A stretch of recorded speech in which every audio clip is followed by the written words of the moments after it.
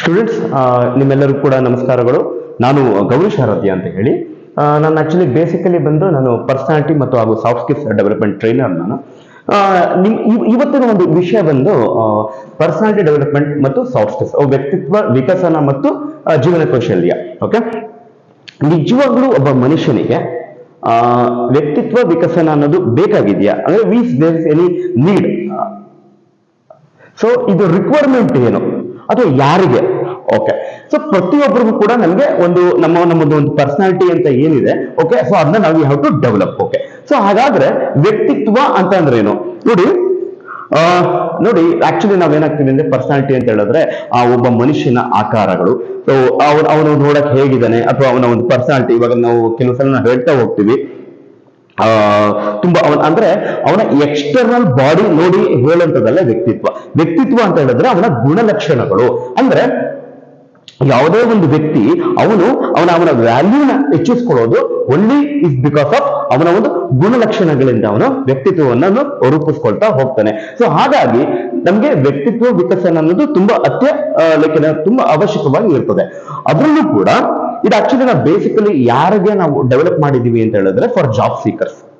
ಅಂದ್ರೆ ನೀವು ಒಂದು ಜಾಬ್ ನ ಸರ್ಚ್ ಮಾಡ್ತಾ ಇರ್ತೀರಿ, ಈಗ ತಾನೇ ನಿಮ್ಮ ಒಂದು ಎಜುಕೇಶನ್ ಕಂಪ್ಲೀಟ್ ಆಗಿರುತ್ತೆ, ಅವ್ರಗಳಿಗೆ ಪರ್ಸನಾಲಿಟಿ ಡೆವಲಪ್ಮೆಂಟ್ ಮತ್ತು ಸಾಫ್ಟ್ ಸ್ಕಿಲ್ಸ್ ನಿಮ್ಗೆ ತುಂಬಾ ನೆಸೆಸಿಟಿ ಇರುತ್ತೆ. ಯಾಕೆ ಅಂತಂದ್ರೆ these are all covered under employability skills ಅಂತ ನಾವೇನ್ ಕಲ್ತೀವಿ, ವೃತ್ತಿ ಕೌಶಲ್ಯಗಳು ಅಂತ ಏನ್ ಬರ್ತದೆ, ಅದರಲ್ಲಿ ಕೂಡ ನಿಮ್ಗೆ ಪರ್ಸನಾಲಿಟಿ ಡೆವಲಪ್ಮೆಂಟ್ ಹಾಗೂ ಈ ಸಾಫ್ಟ್ ಸ್ಕಿಲ್ಸ್. ಸೊ ಇಲ್ಲಿ ನಿಮ್ಗೆ ಅನ್ಸ್ಬೋದು ಈ ಏನಿದೆ ಆಕ್ಚುಲಿ ಸಾಫ್ಟ್ ಸ್ಕಿಲ್ಸ್ ಅಂತಂದ್ರೆ ಮೃದು ಕೌಶಲ್ಯ ಅಂತ ಕೂಡ ಕರೀತಾರೆ.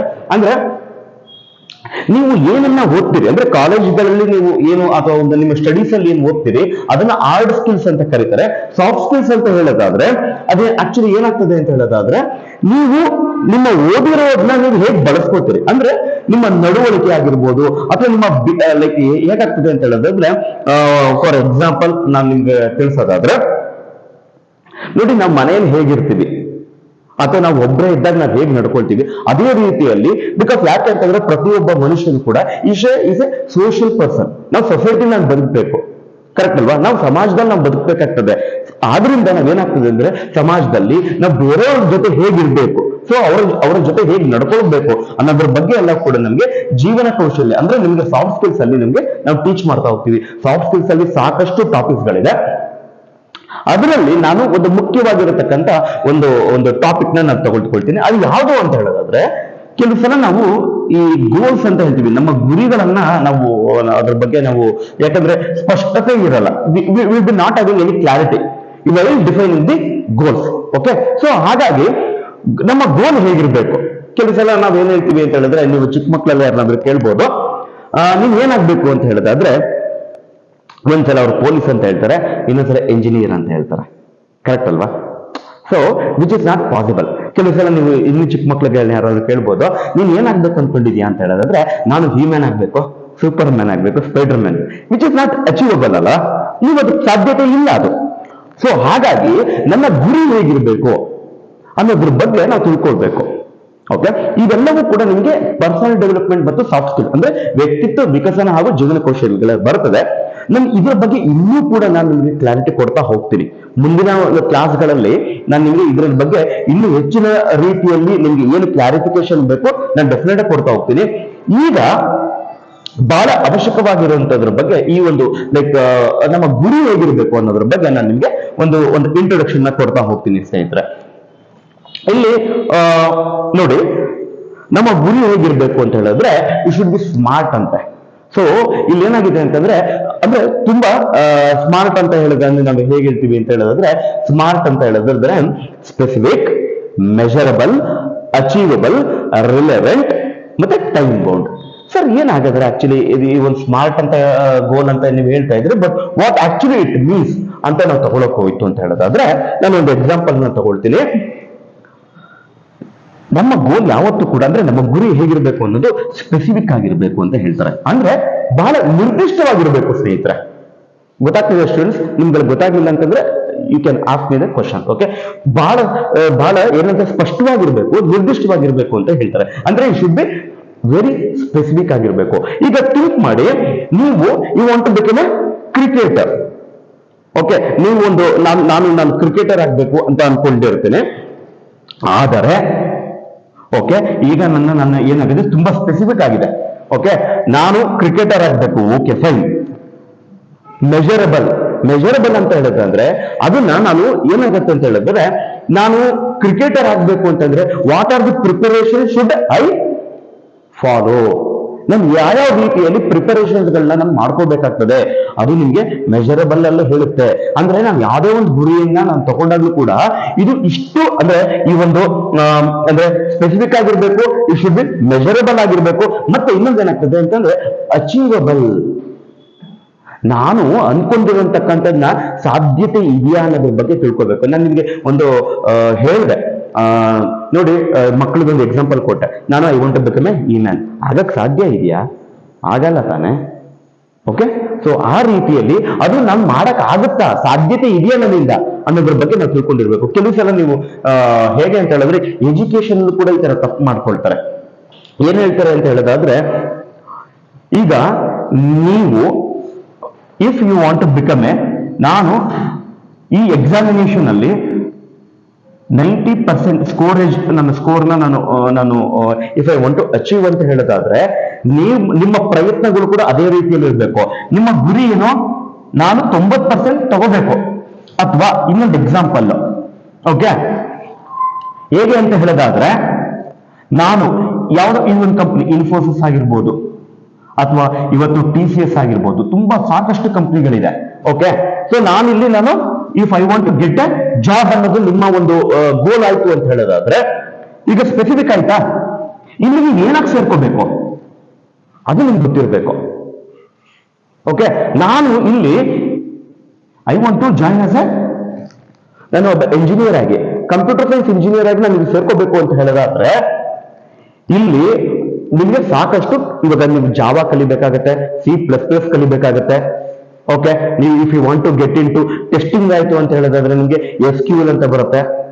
ಓಕೆ, ಅಂದ್ರೆ ನಾನು ಯಾವ್ದಾದ್ರೂ ಒಂದು ನಿರ್ದಿಷ್ಟವಾಗಿ ನಾನು ತಗೊಂಡಾಗ ಅದಕ್ಕೆ ರಿಲಿವೆಂಟ್ ಆಗಿರತಕ್ಕಂಥ ಪ್ರಯತ್ನಗಳನ್ನ ಮಾಡ್ತಾ ಇದ್ದೀನ ಅನ್ನೋದು ಮೆಜರಬಲ್ ಆಗುತ್ತೆ. ಅಚೀವಬಲ್ ಇನ್ನೇನಾಗುತ್ತೆ ಅಂತ ಹೇಳೋದಾದ್ರೆ, ಅಚೀವಬಲ್ ಅಂತ ಹೇಳೋದಾದ್ರೆ ನೋಡಿ, ನಾನು ಒಬ್ಬ ಎಂಜಿನಿಯರ್ ಆಗಿ ನಾನು ಸೇರ್ಕೋಬೇಕು ಅಂತ ಹೇಳೋದಾದ್ರೆ, ಓಕೆ, ನಾನು if I want to get in to, ನಿಮ್ಮ ಪ್ರಿಪರೇಷನ್ಸ್ ಇರುತ್ತೆ. ಈಗ ಏನಾಗುತ್ತೆ ಅಂತಂದ್ರೆ, ನೀವು ಇನ್ಫೋಸಿಸ್ ಎಲ್ಲ ನೀವು ಅಥವಾ ಒಂದು TCS ಯಾವ್ದೋ ಒಂದು ಎಕ್ಸಾಂಪಲ್ ಅಂತ ತಗೊಂಡೆ, ನೀವು ಇಲ್ಲಿ ಸೇರ್ಕೋಬೇಕು ಅಂತ ಹೇಳಿದ್ರೆ ಅವ್ರು ಹೇಳಿರ್ತಾರೆ, ನೋಡಿ ನಿಮ್ಗೆ ಈ ಸ್ಕಿಲ್ ಸೆಟ್ಸ್ ಗಳು ಗೊತ್ತಿರಬೇಕು. ನಿಮ್ಗೆ C ಗೊತ್ತಿರಬೇಕು, C++ ಗೊತ್ತಿರಬೇಕು, ಜಾವಾ ಗೊತ್ತಿರಬೇಕು, ಒರಾಕಲ್ ಗೊತ್ತಿರಬೇಕು, ಅಥವಾ ಇನ್ಯಾವುದೋ ಒಂದು 2 ಟೆಕ್ನಿಕಲ್ ಸ್ಕಿಲ್ಸ್ ಕೊಟ್ಟಿರ್ತಾರೆ. ಅದು if you want to become a engineer, ಅದು ಸಾಫ್ಟ್ವೇರ್ ಇಂಜಿನಿಯರ್ ಜಾಯ್ನ್ ಆಗ್ಬೇಕು ಅಂತ. ಇಲ್ಲ, ನಾನು ಅಕೌಂಟೆನ್ಸಿ ಜಾಯ್ನ್ ಆಗ್ತೀನಿ ಅಂತ ಹೇಳಿದ್ರೆ ಅಕೌಂಟಿಂಗ್ ರಿಲೇಟೆಡ್ ಆಗಿರತಕ್ಕಂಥ ಸ್ಕಿಲ್ ಸೆಟ್ ಗಳನ್ನ ಅವ್ರನ್ನ ಕೇಳ್ತಾರೆ. ಕರೆಕ್ಟ್? ಓಕೆನಾ? ಆಯ್ತು. ಈ ಸ್ಕಿಲ್ ಸೆಟ್ಸ್ ಗಳು ಅವ್ರು ಏನು ಅವ್ರು ಪಾಯಿಂಟ್ ಔಟ್ ಮಾಡಿರ್ತಾರೆ, ಇದಿಷ್ಟು ಗೊತ್ತಿದ್ರೆ ತಾನೇ ನಾನು ಅಲ್ಲಿ ಜಾಯ್ನ್ ಆಗಕ್ಕಾಗೋದು. ಅರ್ಥ ಆಗ್ತಾ ಇದೆಯಾ? ನನಗಿದ್ರ ಬಗ್ಗೆ ಗೊತ್ತಿಲ್ಲ ಅಂತ ಹೇಳೋದಾದ್ರೆ ನಾನು ಅಚೀವ್ ಮಾಡಕ್ಕಾಗತ್ತಾ? Nothing, not possible. Correct? Okay, so ನಾನು ಏನ್ ಮಾಡ್ತೀನಿ, ಇದಕ್ಕೆ ಬೇಕಾಗಿರತಕ್ಕಂಥ ಪ್ರಯತ್ನಗಳನ್ನ ನಾನು ಮಾಡ್ತೀನಿ. ಮೆಜರಬಲ್, ನಾನು ಫಸ್ಟ್ C ಕಲಿಬೇಕು, C++, ಜಾವಾ. ಸೊ ಈ ತರ ನಾನು ಐ ವಿಲ್ ಬಿ ಏನು, ಪ್ರತಿ ಒಂದು ಸ್ಕಿಲ್ಸ್ ಗಳು ಕೂಡ ನಾನು ಇನ್ಕ್ಲೂಡ್ ಮಾಡ್ಕೊಳ್ತಾ ಹೋಗ್ತೀನಿ. ಮೆಜರಬಲ್, ಅಚೀವಬಲ್, ನಾನು ಇದು ಯಾವ whether I can achieve it or not. ಈಗ ನನ್ನ ಕಂಪ್ಯೂಟರ್ ಸೈನ್ಸ್ ಬ್ಯಾಕ್ ಗ್ರೌಂಡ್ ಇದೆ, ನಾನು ಅಚೀವ್ ಮಾಡ್ಬೋದು. ನಾನು ಸಿವಿಲ್ ಇಂಜಿನಿಯರಿಂಗ್ ಬ್ಯಾಕ್ ಗ್ರೌಂಡ್ ಇರುತ್ತೆ, ಆ ಟೈಮಲ್ಲಿ ನಾನು ಯಾವ ರೀತಿಯಲ್ಲಿ ಪ್ರಯತ್ನ ಪಡಬೇಕು ಅನ್ನೋದ್ರ ಬಗ್ಗೆ ನಿಮ್ಗೆ ಗೊತ್ತಿರಬೇಕು. ಓಕೆ, ನನಗೆ ಜಾಬ್ ಬೇಕು, ನನಗೆ 50 ವರ್ಷ ಆದ್ಮೇಲೆ ಜಾಬ್ ನೋ. ಕರೆಕ್ಟ್? ನಿಮ್ಗೆ ಯಾವ ಟೈಮಲ್ಲಿ ಜಾಬ್ ತಗೋಬೇಕು ಅನ್ನೋದು ನಿಮ್ಗೆ ಗೊತ್ತಿರುತ್ತಲ್ವಾ? ಈ ಗೆಟಿಂಗ್ ನಿಮ್ಮ ಪ್ಲೇಸ್ಮೆಂಟ್ಸ್ ಇರುತ್ತೆ, ಅಥವಾ ನಿಮ್ಗೆ ಒಂದು ಯಾವುದೋ ಒಂದು ಟೈಮ್ ಲೈನ್ಸ್ ಅಂತ ಇರುತ್ತೆ. ಅದನ್ನೇ ಆಕ್ಚುಲಿ ಟೈಮ್ ಬೋರ್ಡ್. ನನಗೆ ನನ್ನ ಒಂದು ಕೋರ್ಸ್ ಮುಗಿಯೋಷ್ಟೊತ್ತಿಗೆ ನಾನು, ಅಥವಾ ನನ್ನ ಕೋರ್ಸ್ ಮುಗಿದು ಮೇ ಬಿ ಒಂದು ವಿತಿನ್ 2 years ಅಲ್ಲಿ ನಾನು ಜಾಬ್ನ ಸರ್ಚ್ ಮಾಡ್ಕೊಂಡಿರ್ಬೇಕು, ನನಗೆ ಜಾಬ್ ಆಗ್ಬೇಕು. ಕರೆಕ್ಟ್? ಓಕೆನಾ? ನಾನು ಇನ್ನೊಂದು ಎಕ್ಸಾಂಪಲ್ ಕೊಡ್ತೀನಿ. I want to purchase a car. ನಾನೊಂದು ಕಾರ್ ಪರ್ಚೇಸ್ ಮಾಡಬೇಕು. ಓಕೆನಾ? ನಾನಿಲ್ಲಿ ಕಾರನ್ನ ಪರ್ಚೇಸ್ ಮಾಡಬೇಕು, ಇದು ನನ್ನ ಗೋಲ್ ಆಯ್ತಾ? ಕರೆಕ್ಟ್? ಓಕೆ, ಮೆಜರಬಲ್ ಅಂತ ಬಂತು. ನಾನು ಈ ಒಂದು ಕಾರನ್ನ ಥಿಂಕ್ ಮಾಡಿ, ಇದು 2 lakhs ಇರುತ್ತೆ, 2 ಲಕ್ಷದ ಒಂದು ಕಾರ್ ಇರುತ್ತೆ. ಓಕೆ, ನನಗೆ ಬರ್ತಿರತಕ್ಕಂಥ ಥಿಂಕ್ ಮಾಡಿ, ನನಗೆ ಬರ್ತಿರತಕ್ಕಂಥ ಸಂಬಳದಲ್ಲಿ ನಾನು ಎಷ್ಟನ್ನು ಉಳಿಸ್ತಾ ಹೋದ್ರೆ ನಾನು ಈ ಕಾರನ್ನ ಪರ್ಚೇಸ್ ಮಾಡ್ಬೋದು ಅನ್ನೋದ್ರ ಬಗ್ಗೆ ನನಗೆ ಗೊತ್ತಿರಬೇಕು. ಸೊ ನನಗೆ ಇಷ್ಟು ಸಂಬಳ ಬರ್ತಾ ಇದೆ, ನಾನು ಪ್ರತಿ ತಿಂಗಳು 5,000 ರೂಪಾಯಿ, ಓಕೆ 5,000 ನಾನು ಇನ್ವೆಸ್ಟ್ ಮಾಡ್ತಾ ಅಂದ್ರೆ ನಾನು ಸೇವ್ ಮಾಡ್ತಾ ಆದಾಗ ನನಗೆ ವಿತಿನ್ 2 years ನಾನು ಈ ಕಾರನ್ನ ಪರ್ಚೇಸ್ ಮಾಡ್ಬೋದು. ಅರ್ಥ ಆಗ್ತಾ ಇದೆಯಾ? ಆಯ್ತು. ಅಚೀವಬಲ್, ಹೌದು ಅಚೀವಬಲ್ ಆಗತ್ತಾ? ನೋಡಿ, ನನಗೆ ಸಂಬಳ ಇಷ್ಟು ಬರ್ತಾ ಇದೆ, ನಾನು ಇಷ್ಟನ್ನ ಸೇವ್ ಮಾಡ್ತಾ ಹೋಗ್ತೀನಿ. ಓಕೆನಾ? ಥಿಂಕ್ ಮಾಡಿ, ನನಗೆ ಅದು ಕಡಿಮೆ ಸಂಬಳ ಬರ್ತಾ ಇದೆ, ಇದಕ್ಕಿಂತ ಕಡಿಮೆ ಸಂಬಳ ಬರ್ತಾ ಇದೆ, ಇನ್ವೆಸ್ಟ್ ಮಾಡ್ಬಿಟ್ಟು ನಾನು ಕಡಿಮೆ ಮಾಡ್ತಾ ಇದ್ದೀನಿ ಅಂತಂದ್ರೆ ಈ ಕಾರನ್ನ ಪರ್ಚೇಸ್ ಮಾಡಕ್ಕಾಗತ್ತಾ? ಆಗಲ್ಲ. ಅಚೀವಬಲ್, ಹೌದು ಅಚೀವ್ ಮಾಡ್ಕೋಬಹುದು. ರಿಲೆವೆಂಟ್ ಅಥವಾ ರಿಯಲಿಸ್ಟಿಕ್ ಆಗಿದೆಯಾ ಅನ್ನೋದು ಕೂಡ ನಿಮ್ಗೆ ಗೊತ್ತಿರಬೇಕು. ಯಾವ ತರ ಅಂತ ಹೇಳಿದ್ರೆ, ನಾನು ಮಾರುತಿ ಆಲ್ಟೋ ಪರ್ಚೇಸ್ ಮಾಡೋದಾದ್ರೆ ನನ್ನ ಈ ದುಡ್ಡಿನಲ್ಲಿ ನಾನು ತಗೋಬಹುದು. ನಾನು ಮಾರುತಿ ಯಾವ್ದೋ ಒಂದು ಟಾಟಾ ಸಫಾರಿ ಅಂತಾನೆ ಯಾವ್ದೋ ಒಂದು ಬೇರೆ ಇರುತ್ತೆ ತಿಳ್ಕೊಳ್ಳಿ, ಅದು ಒಂದು 50 lakhs. ಬಟ್ ನನಗೆ ಈಗ ಬರ್ತಿರತಕ್ಕಂತ ನನ್ನ ಸ್ಯಾಲ್ರಿ ಪ್ರತಿಯೊಂದಕ್ಕೆ ನಾನು ಇದನ್ನ ಖಂಡಿತ ಪರ್ಚೇಸ್ ಮಾಡ್ಬೋದಾ? ಆಗಲ್ಲ ನನಗೆ. ಕರೆಕ್ಟ್? ಸೊ ಇದ್ರ ಬಗ್ಗೆನೂ ಕೂಡ ನಿಮ್ಗೆ ಗೊತ್ತಿರಬೇಕು. ಮತ್ತೆ ಟೈಮ್ ಬೌಂಡ್, ನಾನು ಯಾವಾಗ ಪರ್ಚೇಸ್ ಮಾಡ್ಬೇಕು ಅನ್ನೋದ್ರ ಬಗ್ಗೆ ಗೊತ್ತಿರಬೇಕು. ನನ್ನ ಕೆಲವು ಸಲ ಏನಾಗುತ್ತೆ ಅಂತ ಹೇಳಿದ್ರೆ, ನನ್ನ ಗುರಿ ಇರುತ್ತೆ, ಬಟ್ ಆ ಗುರಿಯನ್ನ ಎಷ್ಟು ದಿನದಲ್ಲಿ ನಾನು ಅಚೀವ್ ಮಾಡಬೇಕು ಅನ್ನೋದೇ ಇರಲ್ಲ. ಕರೆಕ್ಟ್? ನಾನು ನಿಮ್ಗೊಂದು ಎಕ್ಸಾಂಪಲ್ ಕೊಟ್ಟೆ, ಕ್ರಿಕೆಟ್. ಓಕೆನಾ? ನೀವು ಕ್ರಿಕೆಟ್ ಆಡ್ಬೋದು, ನಾನು ಇಂಟರ್ನ್ಯಾಷನಲ್ ಕ್ರಿಕೆಟ್ ಮ್ಯಾಚ್ ಅಲ್ಲಿ ನಾನು ಭಾಗವಹಿಸಬೇಕು ಅಂತ ಹೇಳೋದಾದ್ರೆ ನನ್ನ ಪ್ರಿಪರೇಷನ್ಸ್ ಹೇಗಿರ್ಬೇಕು ಗೊತ್ತಾ? ನಾನು ವಿತಿನ್ 15 years ನನ್ನ ಎಲ್ಲಾ ಪ್ರಿಪರೇಷನ್ಸ್ಗಳು ಮುಗ್ದಿರ್ಬೇಕು. ನಾನು ನೆಕ್ಸ್ಟ್ ನನಗೆ ಅದು 90s ಅಂಡರ್ 90s ಅಂತ ಬರುತ್ತೆ. ನೆಕ್ಸ್ಟ್ ಆಟ ಆಡ್ಕೊಂಡು ಹೋದ್ರೆ ನನಗೆ ಅಲ್ಲಿಗೆ ರೀಚ್ ಆಗುತ್ತೋ. ಈಗ ನೀವು if you want to get in think ಮಾಡಿ, ನಾನು ಒಬ್ಬ ಅದೊಂದು ಪೊಲೀಸ್ ಆಗ್ಬೇಕು, ಕಾನ್ಸ್ಟೇಬಲ್ ಅಥವಾ ನನ್ನ ಆರ್ಮಿಗೆ ಸೇರ್ಬೇಕು ಅನ್ನೋದು ನಿಮ್ಮ ಗುರಿ ಇರುತ್ತೆ. ಬಟ್ ಯಾವಾಗ ರೀಚ್ ಆಗ್ಬೇಕು ಕರೆಕ್ಟ್ ಆಗಿ ನಿಮ್ಗೆ ಗೊತ್ತಿರ್ಬೇಕು. ನಾನು ಕರೆಕ್ಟ್ ಆಗಿ ನಾನು NCC ಅಥವಾ ಈ ತರದ ಏನ್ ಪ್ರಿಪರೇಷನ್ಸ್ ಮಾಡಿ ನಾನು ವಿತಿನ್ 18 years ಅಲ್ಲಿ ನಾನದು ರೀಚ್ ಆಗ್ತೀನಿ, ಅಥವಾ ಏನ್ ಟೈಮ್ ಬೌಂಡ್ ಅದು ಆ ಏಜ್ ಮುಗ್ದೋಯ್ತು ಅಂತ ಹೇಳೋದಾದ್ರೆ ಆಗಲ್ಲ. ಅರ್ಥ ಆಗ್ತಿದೆಯಲ್ಲ? ಸೊ ಈ ರೀತಿಯಲ್ಲಿ ಯಾವುದೇ ಆಗಿರ್ಬೋದು, ನಾವು ಒಂದು ನಮ್ಮ ಒಂದು ಲೈಕ್ ಗೋಲ್ ಅಂತ ಏನ್ ಇಟ್ಕೊಳ್ತೀವಿ, ಆ ಗೋಲ್ ಬಹಳ ನಿರ್ದಿಷ್ಟವಾಗಿರ್ಬೋದು, ಮತ್ತೆ ಅದಕ್ಕೆ ಟೈಮ್ ಬೌಂಡ್ ಇರಬೇಕು. ನಾನು ಯಾವಾಗ್ಲೂ ಮಾಡ್ತೀನಿ ಅಂತ ಹೇಳೋದಲ್ಲ, ನಾನು ಯಾವಾಗ ಮಾಡ್ತೀನಿ ಅನ್ನೋದ್ರ ಬಗ್ಗೆ ನಮ್ಗದು ಅರಿವು ಇರಬೇಕು. ಮತ್ತೆ ಸುಮ್ಮನೆ ಅನ್ರಿಯಲಿಸ್ಟಿಕ್ ಆಗಿ ನಾನು ಯಾವ್ದನ್ನ ಏನನ್ನೋ ಸಾಧಿಸ್ತೀನಿ ಅದಲ್ಲ, ಅದ್ರ ಬಗ್ಗೆನೂ ಕೂಡ ನಮ್ಗೆ ಅರಿವಿರ್ಬೇಕು. ಸೊ ಈ ರೀತಿಯ ಇದು ಈ ಒಂದು ಗುರಿ ಅಥವಾ ನಮ್ಮ ಒಂದು ನಾವು ಗೋಲ್ ಅಂತ ನಾವೇನ್ ಹೇಳ್ತೀವಿ ಅದ್ರ ಬಗ್ಗೆ ನಾನು ನಿಮ್ಗೆ ಇದ್ರ ಬಗ್ಗೆ ಎಲ್ಲ ನಾನು ಒಂದು ಇನ್ಫಾರ್ಮೇಶನ್ ತಿಳಿಸಿದ್ದೀನಿ.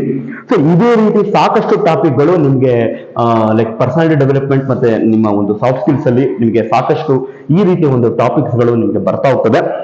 ಮುಂದಿನ ಒಂದು ಕ್ಲಾಸ್ಗಳಲ್ಲಿ ನಾನು ಇದರ ಬಗ್ಗೆ ಇನ್ನೂ ಕೂಡ ವಿಷಯಗಳನ್ನ ನಾನು ತಿಳಿಸ್ತಾ ಹೋಗ್ತೀನಿ. ನಿಮಗೆ ಯಾವುದೇ ರೀತಿಯ ಒಂದು ಡೌಟ್ಸ್ಗಳಿತ್ತು ಅಂತ ಹೇಳೋದಾದ್ರೆ ನೀವು ನನ್ನ ಥ್ರೂ ನನ್ನ ಫೋನ್ ಆಗಿರ್ಬೋದು, ಅಥವಾ ನನ್ನ ಮೇಲ್ ID ಆಗಿರ್ಬೋದು, ಅಥವಾ ನನ್ನ ಯೂಟ್ಯೂಬ್ ಚಾನಲ್ಗಳಿದೆ, ಸೊ ಅದರಲ್ಲೂ ಕೂಡ ನೀವು ನನ್ನ ಕಾಂಟ್ಯಾಕ್ಟ್ ಮಾಡ್ಬೋದು. Okay, thank you very much. Wish you good luck, best of luck. Thank you.